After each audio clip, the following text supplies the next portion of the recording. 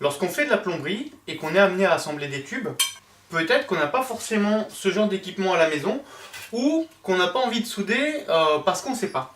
Et bien, il existe plusieurs solutions qui nous permettent d'assembler des tubes, notamment des tubes cuivre. Et aujourd'hui, on va voir une solution qui permet de faire ça. On va parler des raccords américains ou raccords grip. Alors le raccord grip, en fait, voilà comment ça se compose. On a donc un écrou. Ensuite, après cet écrou, on a une petite rondelle métallique avec d'écran, le grip.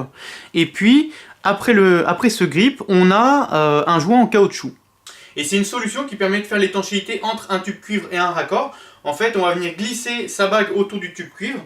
Et puis donc là, c'est une bague 14 1,5, donc c'est-à-dire qu'elle va aller sur un tube de 14 et de ce côté-là, on va se mettre sur un raccord en 1,5 pouce. Voilà, donc je passe ma bague sur mon tube et puis je vais venir mettre mon raccord en 1,5. Et en serrant cette bague, ça va me faire mon étanchéité.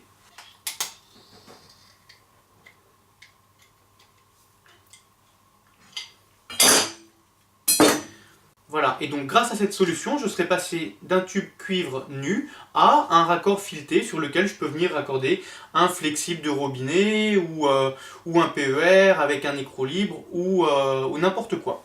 Voilà, et donc du coup, notre raccord, ça ressemble à ça.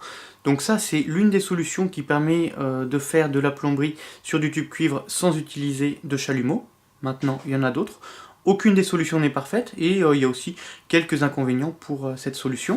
Déjà, première chose, le coût des raccords, ça coûte quand même assez cher. Ensuite, il y a le fait qu'on ait un joint en caoutchouc. Ça, c'est personnel, mais moi, je suis pas trop fan des joints en caoutchouc. J'essaie de les utiliser le moins possible. Et les joints en caoutchouc, il faut pas serrer trop fort parce que sinon, on a un risque de pincer et de couper le joint caoutchouc. Et puis aussi, on a le fait que les bagues sont quand même assez larges, ce qui fait que lorsqu'on va faire notre plomberie, en termes de fixation, il ne faut pas qu'on soit trop proche du mur, parce que si on est trop proche du mur, avec nos outils, on aura du mal à venir prendre la bague et serrer. Sur nos fixations, il faudra prévoir de mettre des petites rosaces comme ça pour pouvoir s'écarter un peu du mur et avoir de l'espace pour pouvoir mettre sa pince et serrer sur le tube. Voilà, donc j'espère que cette vidéo pourra vous aider pour vos travaux. Je vous souhaite bon courage et je vous dis à plus tard. Salut!